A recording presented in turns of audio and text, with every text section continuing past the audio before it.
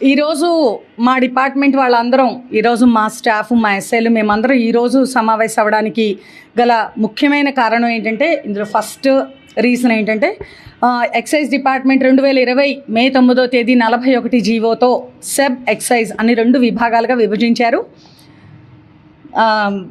గత గవర్నమెంట్ అంటే వైసీపీ గవర్నమెంట్లో విడదీయడం జరిగింది. మేము మా డిపార్ట్మెంట్లోనే ఉంటాము అని చెప్పి ఎక్సైజ్ ఎవరైతే ఉన్నారో ఒక 900 పై చిలుకు ఉద్యోగులు ఎంప్లాయీస్ అందరూ కూడా కోర్టును ఆశ్రయించడం కూడా జరిగింది.